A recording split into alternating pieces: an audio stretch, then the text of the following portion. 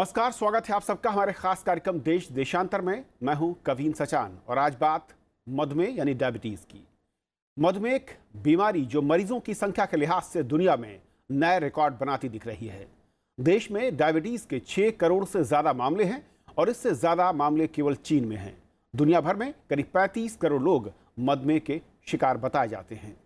विश्व स्वास्थ्य संगठन WHO के मुताबिक 2030 तक डायबिटीज लोगों की मौत का 7वां सबसे बड़ा कारण हो सकता है। दुनिया भर में अभी मधुमेह मरीज में HbA1c को दवा के जरिए 6.5 से 7 के स्तर रखने का लक्ष्य है। HbA1c यानी ग्लाइकोसाइलेटेड हीमोग्लोबिन, जो पिछले 3 महीनों में खून में शुगर लेवल को बताता है। अब American college of physician HbA1c को दवा के जरिए 6.5 से 7 के स्तर को 7 से 8 करने की सिफारिश कर रहे हैं, जिसका भारत के कई संस्थान और इस इलाज से जुड़े डॉक्टर सहमत नहीं दिखते हैं। आज समझेंगे कि अमेरिकन कॉलेज ऑफ फिजिशियन की इस सिफारिश के पीछे के क्या तर्क हैं और अगर ये पैरामीटर अपनाया जाए तो इसका असर मधुमेह के मरीजों पर और इसके इलाज पर क्या होगा। भारत के संदर्भ में इसके मायने क्या हैं और डॉक्टर इससे कितने सहमत या असहमत हैं। हमारे साथ 3 खास मेहमान हैं। डॉक्टर राजीव चावला हमारे साथ अध्यक्ष हैं research society for the study of diabetes in India. Sir, स्वागत है आपका। अशोक शिंगन साहब हैं, अध्यक्ष हैं दिल्ली मधुमेह अनुसंधान केंद्र से, आपका भी स्वागत है। डॉक्टर पुनीत मिश्रा हमारे साथ हैं, सामुदायिक चिकित्सा से हैं, एम्स से जुड़े हुए हैं, आपका स्वागत है। शुरुआत में करना चाहूँगा राजीव साहब आपसे पहले, ये जो अमेरिकन कॉलेज ऑफ फिजिशियन की रिकमेंडेशन है HbA1c के लेवल को टारगेट टाइप 2 के लिए, इसे आप कैसे देखते हैं और इसे बढ़ाने की जो एक सिफारिश है ये कितनी मजबूत कितनी कमज़ोर? आपकी ये बात बड़ी ठीक है कि लास्ट कुछ दिनों में जब से अमेरिकन कॉलेज ऑफ फिजिशियंस का ये नया रिकमेंडेशन आया है जिसमें कहा गया कि HbA1c को 7 से 8 के बीच में रखा जाए, उससे काफ़ी कंट्रोवर्सी क्रिएट हुई है। इसमें काफ़ी इम्पॉर्टेंट है ये चीज़ देखना कि ये जो सारी की सारी रिकमेंडेशन उन्होंने रिवाइज़ की है, ये एक कोर एविडेंस के ऊपर बेस नहीं है। 3 या 4 स्टडीज़ जिसके बेस पे उन्होंने इस पैमाने को चेंज करने की रिकमेंडेशन की है, वो बहुत कंक्रीट या बहुत सॉलिड एविडेंस नहीं है। नॉर्मली जब भी हम किसी भी एसोसिएशन के थ्रू कोई भी पैमाने फिक्स करते हैं या टारगेट्स फिक्स करते हैं, वो एक बड़े स्ट्रॉन्ग एविडेंस बेस के ऊपर रिकमेंडेशंस को बनाया जाता है। सबसे पहले American diabetes association, American college of endocrinology, American clinical endocrinologist, international diabetes federation और हमारी अपनी research society for study of diabetes in India, इन सब एसोसिएशन में जो गाइडलाइंस हैं उसमें HbA1c को एज क्लोज टू 7 या लेस देन 7 रखने का सुझाव है। In fact American college of clinical endocrinology और इंटरनेशनल डायबिटीज़ फेडरेशन ने तो यहाँ तक भी कहा है कि जिन पेशेंट्स में हम 6.5 तक मेंटेन कर सकें, प्रोवाइडेड उन पेशेंट्स में रिकरेंट हाइपोज या लो शुगर्स ना हो या वो बहुत लॉन्ग स्टैंडिंग डायबिटिक्स ना हो, जिनमें कार्डियक रिस्क बढ़ जाता है। बाकी मोस्ट ऑफ द पेशेंट्स, यही हमने अपनी RSSDA की गाइडलाइंस में भी कहा, जो 2015 में सबसे पहले पब्लिश हुई और अब 2018 की गाइडलाइंस ऑलरेडी ऑनलाइन है जनवरी से, उसमें भी हमने यही कहा कि एक अटेम्प्ट होना चाहिए कि HbA1c को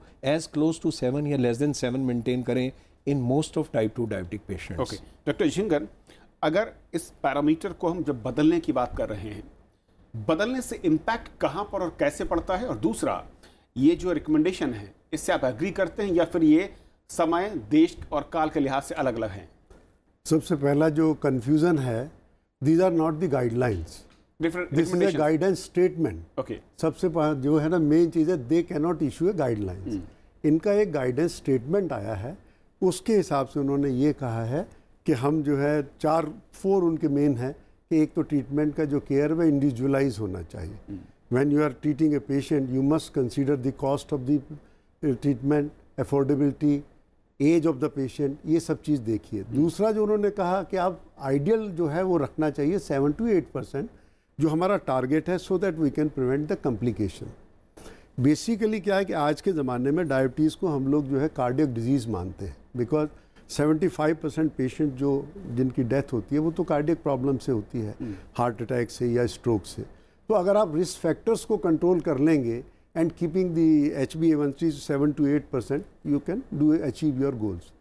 तीसरा जो उनका स्टेटमेंट है वो कहते हैं कि 6.5% जो कि 4-5 स्टडीज़ का नतीजा था, उसमें जो इम्प्रूवमेंट हुआ वो कार्डियक आउटपुट, उसमें इवेंट्स में इम्प्रूवमेंट नहीं हुआ, वो इम्प्रूवमेंट हुआ सिर्फ उनकी आँख के अंदर या किडनी के थोड़ा सा इम्प्रूवमेंट हुआ। तो उसको देखते हुए आप 6.5 को इतना नीचे लाने से, क्योंकि उसकी बजाय क्या होता है पेशेंट्स की डेथ ज़्यादा हो जाती है हाइपोग्लाइसीमिया से, लो शुगर से उनमें बहुत प्रॉब्लम हुई।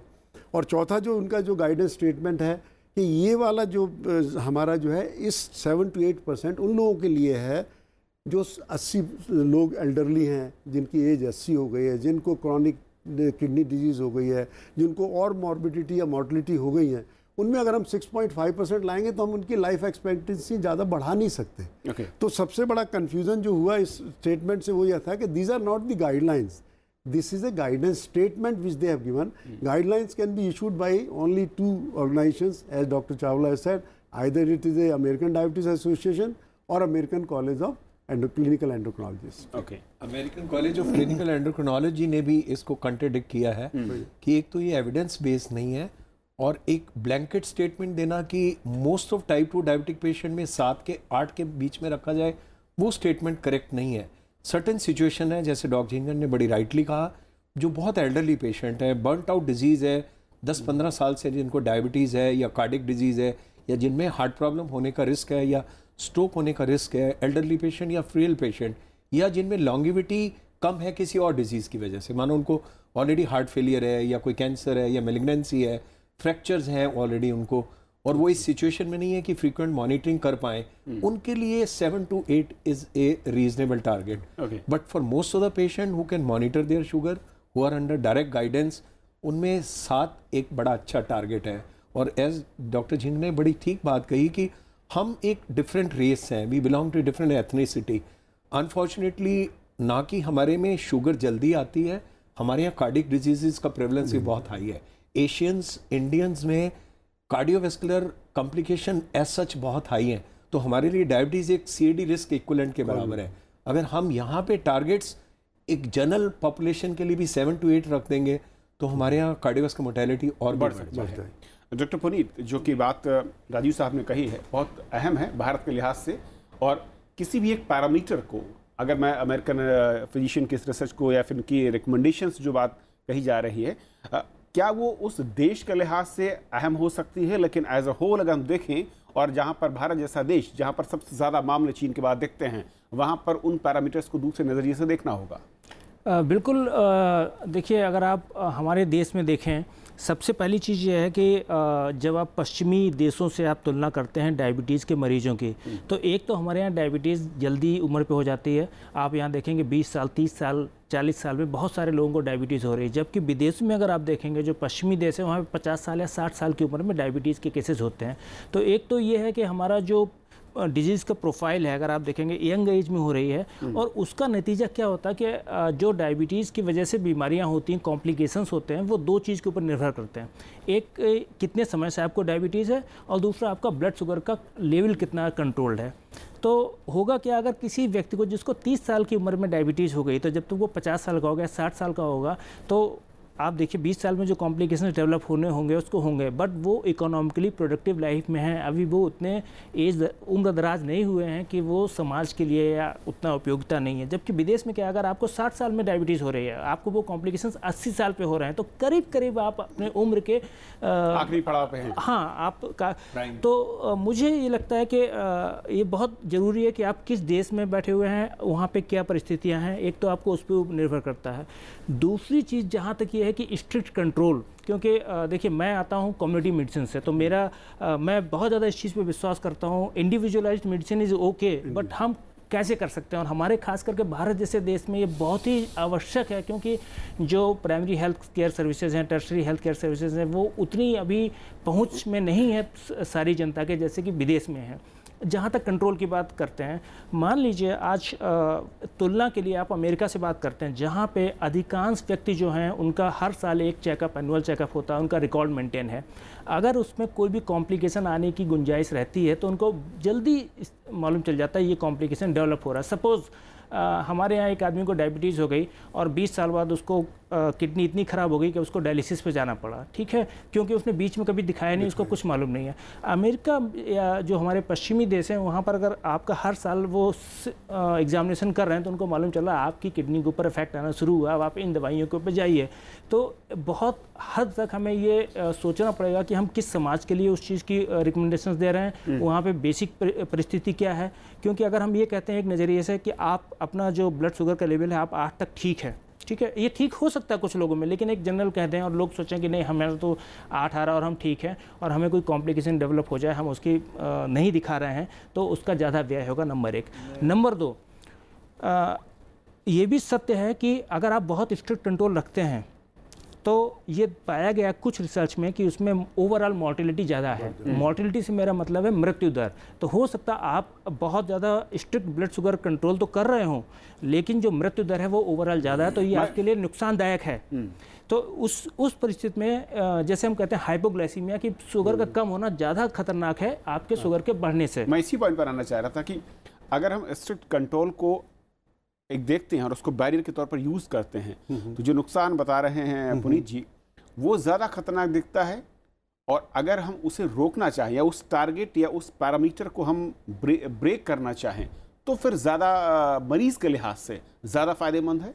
और इसीलिए पैरामीटर में थोड़ी सी मैं कहूँ फ्लेक्सिबिलिटी की ज़रूरत है भारत जैसे देश में। आप बिल्कुल सही कह रहे हैं, क्योंकि ये जो हमारा निष्कर्ष निकला था 6.5 पे 4 बहुत बड़ी बड़ी स्टडीज़ हुई, जिसको UKPDS भी कहते हैं, कॉर्ड स्टडी भी है और 2 स्टडी भी, उन सब ने अल्टीमेटली निष्कर्ष ये पहुंचा कि हम इससे जो है कार्डियोवैस्कुलर मॉर्टिलिटी को नहीं कम कर पाएंगे। तो इसीलिए क्या हुआ, जैसा डॉक्टर पुनीत ने कहा, ज़्यादातर लोगों के अंदर मॉर्टिलिटी बढ़ी हाइपोग्लाइसीमिया से। और वो एक ऐसी प्रॉब्लम है कि जिसको अगर पता ना लगे और तुरंत उसका अगर उपचार ना किया जाए तो उसमें जान जाने के खतरे ज़्यादा होते हैं।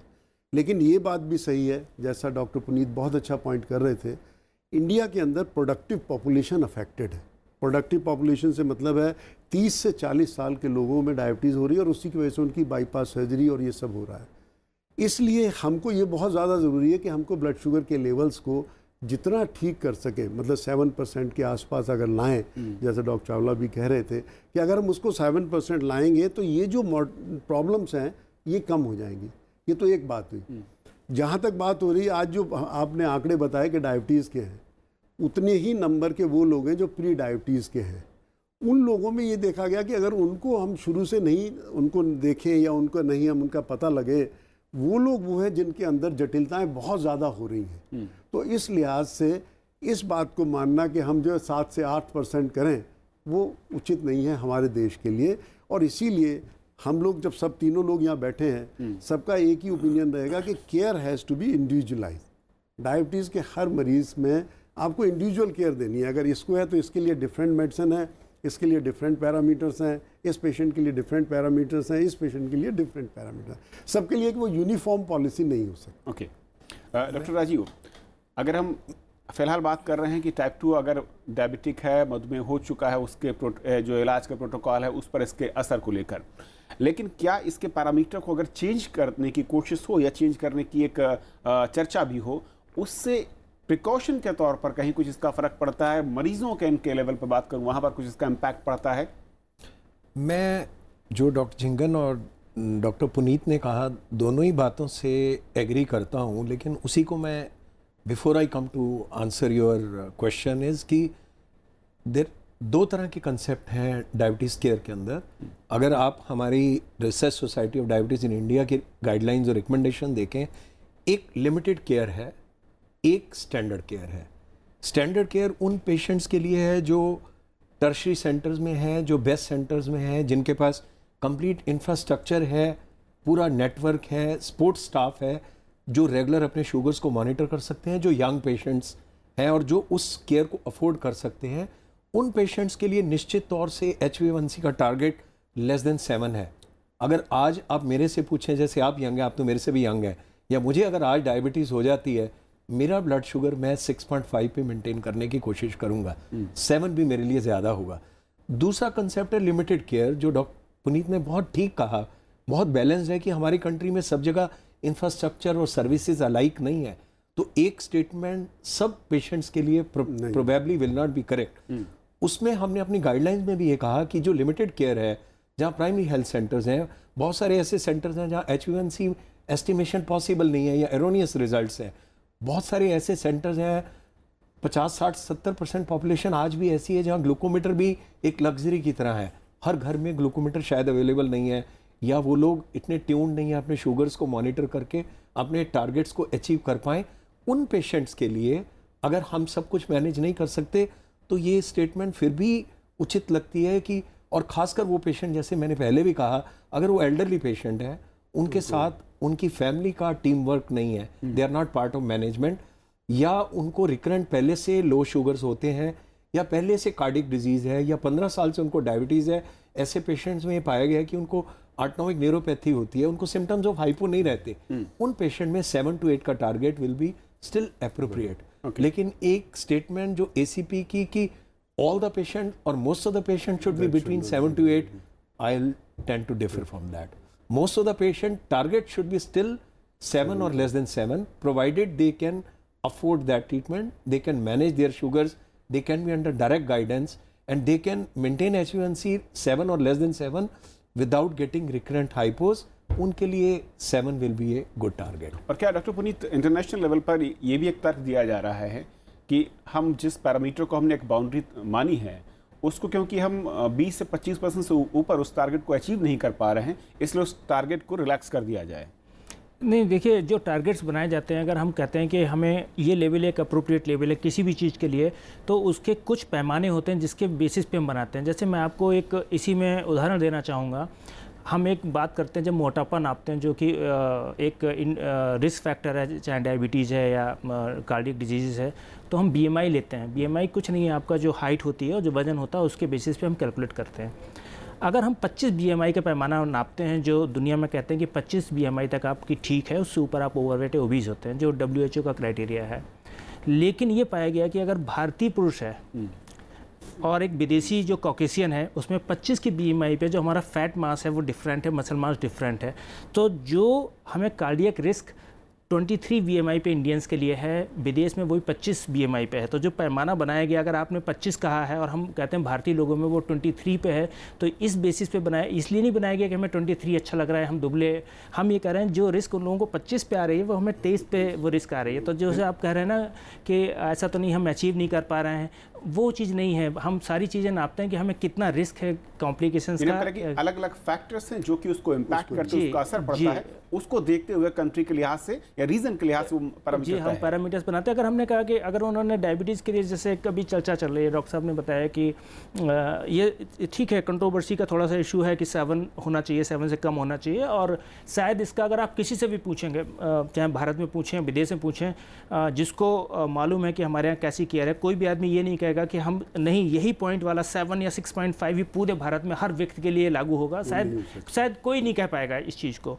तो जो पैमाने बनाए गए हैं वो उस पर बनाए गए हैं कि आपकी मॉर्टेलिटी कितनी है, आपको कितने कॉम्प्लिकेशंस हो रहे हैं, हम उसका कंट्रोल रखते हैं। अगर मैंने ये देखा, एक स्टडी की कि 6.5 हम मैंने पैरामीटर रखा और इस एज ग्रुप में उसमें ये मॉर्टेलिटी आ रही है या कॉम्प्लिकेशंस आ रहे हैं। दूसरे पैरामीटर्स में हमने सारी परिस्थितियाँ लगभग वैसी हैं और हमने पैरामीटर 7 का रखा या 8 का रखा, तो उसमें मॉर्टेलिटी कितनी है, कॉम्प्लिकेशंस कितने हैं। तो बेसिकली ये एक पैमाना होता है जिसकी बेसिस पे डॉक्टर्स रिकमेंडेशंस देते हैं, क्योंकि हम नॉर्मल किसे कहते हैं, उसके अपने एक साइंटिफिक तरीके हैं जिसके बेसिस पे हम नॉर्मल कर्व बनाते हैं, उसके बेसिस पे कहते हैं कि इतने लोगों को रिस्क है और ये हमारा नॉर्मल कर्व है, तभी एक रेंज देते हैं। तो ये नहीं है कि हमने अचीव नहीं किया और हमने कह दिया ये नॉर्मल है, मैं उस चीज़ से नहीं एग्री करता हूँ।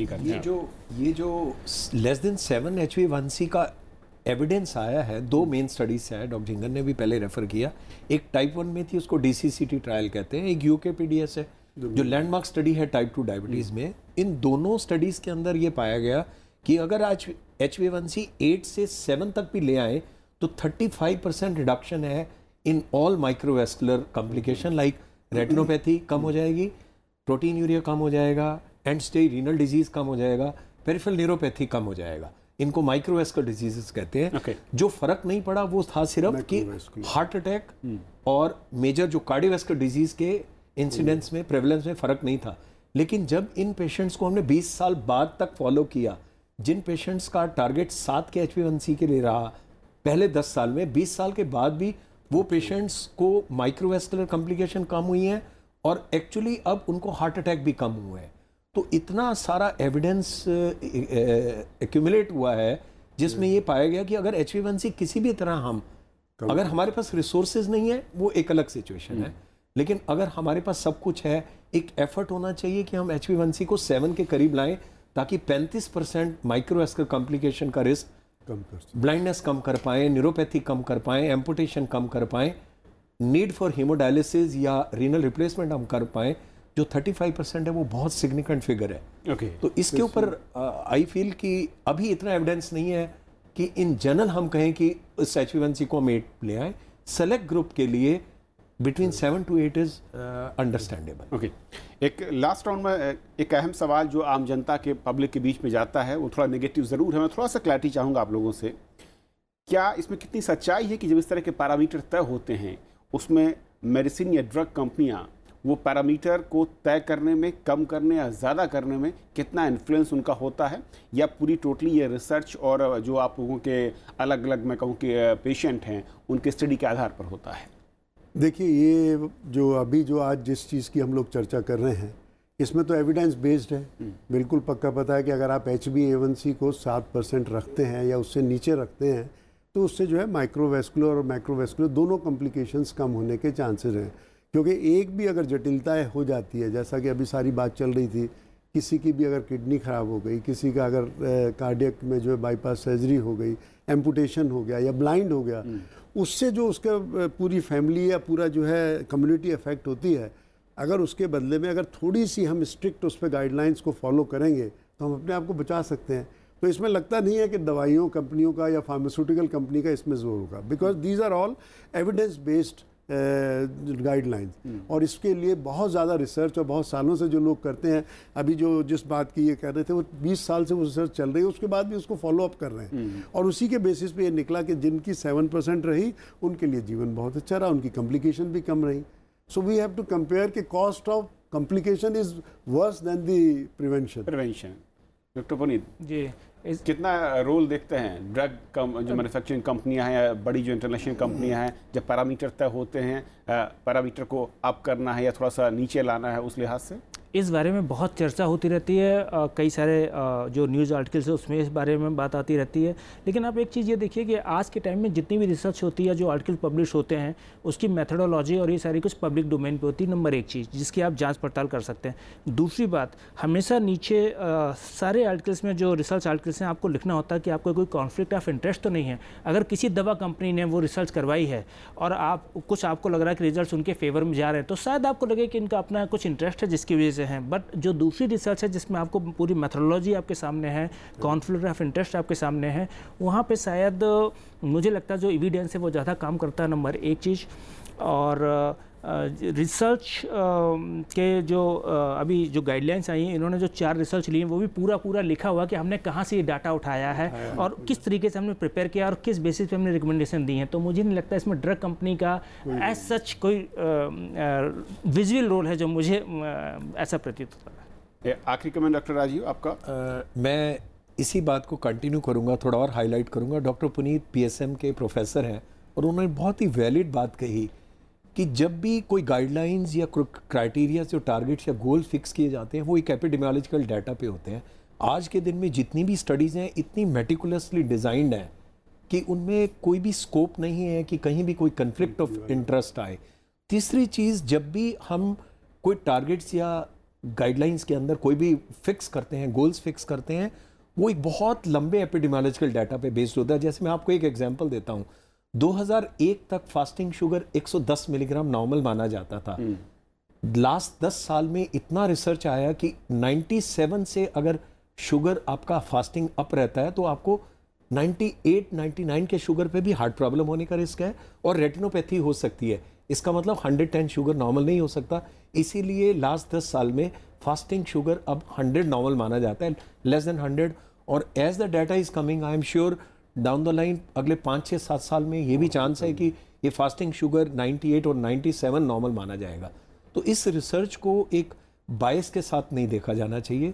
ये गाइडलाइंस या हमें डिफरेंस ओपिनियन हो सकता है, कई बार कोई एविडेंस, जैसे अमेरिकन कॉलेज फिजिशियन ने कहा कि most of the patient 7 to 8 के बीच में हो, जबकि कोर एविडेंस जितना एपिडेमियोलॉजिकल डाटा, जितना माइक्रो मैक्रोवेस्कुलर कॉम्प्लिकेशंस के ऊपर रिसर्च डाटा अवेलेबल है, वो सब कंक्लूड करता है कि अगर ये लेस देन 7 रहे तो अच्छा रहेगा, हित में रहेगा। इसलिए इसको इस लाइट में देखना चाहिए। आई डोंट थिंक किसी भी फार्मा इंडस्ट्री से या रिसर्च से ये इन पहलुओं के ऊपर कोई इम्पैक्ट आएगा। सर एक चीज अभी भी लास्ट में हुई है कि these are not the guidelines, these are not the guidelines, these are the simple guidance statement by this thing. Okay, तो हम लोगों को ये नहीं कि somebody has to follow those, these were just the statement सुझाव के तौर पर है, वो नहीं है कि हमको इसको फॉलो करना ही जरूरी है। बिल्कुल। चलिए, बहुत शुक्रिया आप तीनों मेहमानों का हमारे साथ इस चर्चा में जुड़ने के लिए। तो देश देशांतर में आज फिलहाल इतना ही। नमस्कार।